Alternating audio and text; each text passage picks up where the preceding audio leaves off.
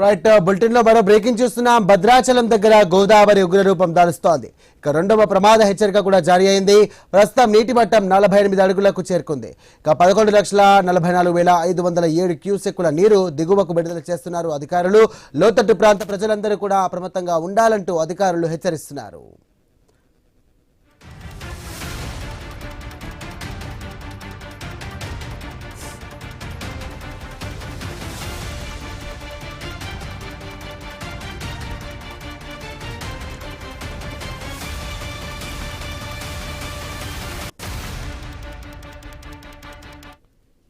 Right Bhadrachalam దగ్గర గోదావరి ఉగ్రరూపం దాలుస్తోంది.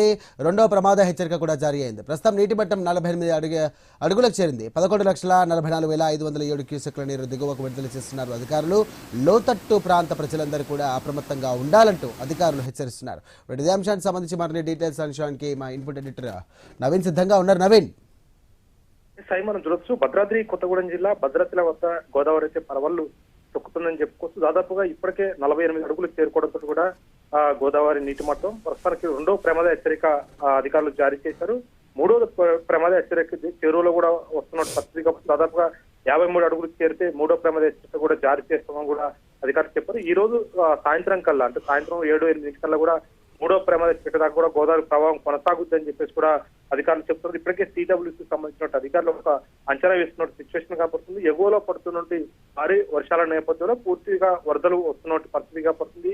మహారాష్ట్ర, ఛత్తీస్గఢ్ రాష్ట్రాల్లో భారీ వర్షాలు కురుస్తున్న నేపథ్యంలో అక్కడ నుంచి ఎగువ ప్రాంతం కాబట్టి ఎక్కువ కూడా వరదలు వస్తున్నాయి. సో ఈ నేపథ్యంలోనే గోదావరికి మరింత వరద వచ్చే అవకాశం ఉన్న నేపథ్యంలో అందరూ కూడా అప్రమత్తంగా ఉండాలి. గోదావరి పరివాహక ప్రాంత ప్రజలు ఎవరైతే ఉన్నారో వాళ్ళని అప్రమత్తం చేశారు. కొన్ని ముంపుకు గురయ్యే ప్రాంతాలు ఏవైతుంటాయో వాళ్ళని సురక్షిత ప్రాంతాలకి తరలిస్తున్న పరిస్థితిగా పడుతుంది. ప్రస్తుతానికి జిల్లా కలెక్టర్ ఆదేశాల మేరకు పునరావాస కేంద్రాలు కూడా ఏర్పాటు చేస్తున్నాం అని చెప్పేసి కూడా అధికారులు చెప్తున్నారు. ఎందుకంటే మూడో ప్రమాద హెచ్చరిక కనుక భద్రాచలం దగ్గర వస్తే కొన్ని గ్రామాలకి ఇప్పటికే రాకపోకలు కూడా నిలిచిపోయే అవకాశం ఉంది. పూర్తిసారి కూడా కొన్ని లంక గ్రామాలు ఏవైతే గోదావరి పరివాహక ప్రాంతం ఉంటే లంక గ్రామాలు మొత్తం కూడా నీటి మునిగే ప్రమాదం చుట్టూ కూడా వరద చేరే పరిస్థితి కనపడుతుంది. అయితే ఉదయం పూట భద్రాచలం వద్ద దాదాపుగా ఒకటో ప్రమాద హెచ్చరిక దాకా కూడా గోదావరి ప్రవాహం కొనసాగింది. ఒక్కసారిగా రెండో ప్రమాద హెచ్చరిక కూడా జారీ అయినట్టు పరిస్థితి కనపడుతుంది. అది క్రమంగా గోదావరి పెరుగుతుంది. గోదావరి భద్రాచలం వద్ద ఉగ్రరూపం దాల్చున్నట్టు సిచ్యువేషన్ బట్టి పూర్తిసారి కూడా అధికారులు మొత్తం కూడా అప్రమత్తంగా ఉండాలని చెప్పేసి కూడా జిల్లా కలెక్టర్ చెప్పినట్టు పరిస్థితి కాబట్టి ప్రస్తుతానికైతే గోదావరి పరివాహక ప్రాంతంలో ఉన్న ప్రజలందరూ కూడా అప్రమత్తం చేస్తున్నారు.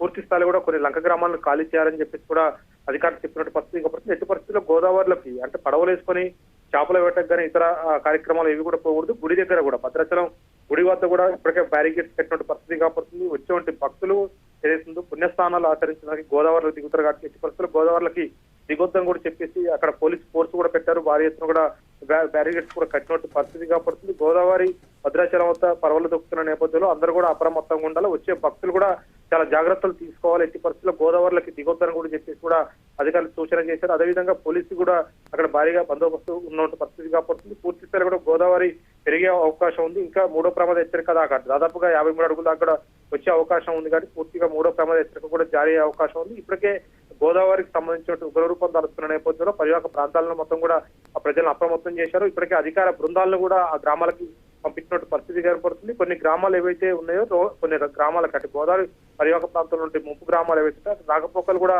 నిలిపేసినట్టు పరిస్థితి కాబడుతుంది. ఇప్పుడు మనం చూసినట్టయితే భద్రాచలం నుంచి చెర్ల వెంకటపురం వెళ్లే ప్రాంతం మొత్తం కూడా ఆ వరద నీరు చేరడంతో కూడా రహదారిపై పూర్తి స్థాయిలో కూడా రవాణా వ్యవస్థ మొత్తం కూడా నిలిచిపోయింది. అదేవిధంగా ఛత్తీస్గఢ్ తో పాటు అదేవిధంగా తెలంగాణకు వచ్చేవి రూట్ గానే తెలంగాణ నుంచి ఏపీకి పోయే ప్రాంతం ఏదైతే గోదావరి నుంచి పోయే ప్రాంతాలు మొత్తం కూడా రాకపోకలు అయితే నిలిపేస్తారు. ప్రస్తుతానికి గోదావరి వరదకు సంబంధించిన ప్రభావం కొనసాగుతున్న నేపథ్యంలో ప్రధాన రహదారులపై కూడా వరద చేరడంతో కూడా రాకపోకలకు మొత్తం కూడా నిలిపేసిన పరిస్థితి కాబట్టి ప్రస్తుతానికైతే భద్రాచలం దాకా మాత్రమే రవాణా ట్రాన్స్పోర్ట్ ఉంది. భద్రాచలం నుంచి ఎటు పోవడానికి కూడా ఛత్తీస్గఢ్, ఒడిశా అదేవిధంగా ఆంధ్రప్రదేశ్ పోవడానికి పూర్తి స్థాయి కూడా రోడ్లన్నీ జల దిగ్బంధాలు ఉన్నాయి కాబట్టి ఎట్టి పరిస్థితుల్లో ఎవరు కూడా రోడ్లు నీళ్లు ఉన్న ప్రాంతాన్ని దాటొద్దని చెప్పి కూడా అధికారులు చెప్తున్నారు.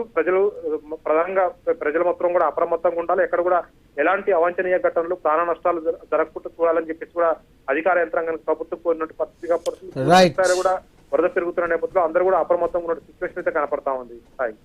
Right, thank you Naveen. ఇక పోలవరం జిల్లా చింతూరు ఏజెన్సీలో శబరి మరియు గోదావరి నదులు ఉగ్రరూపం దాల్చాయి. ఎగువ ప్రాంతాల నుండి భారీగా వరద నీరు వచ్చి చేరుతుండటంతో నీటి మట్టం వేగంగా పెరుగుతోంది.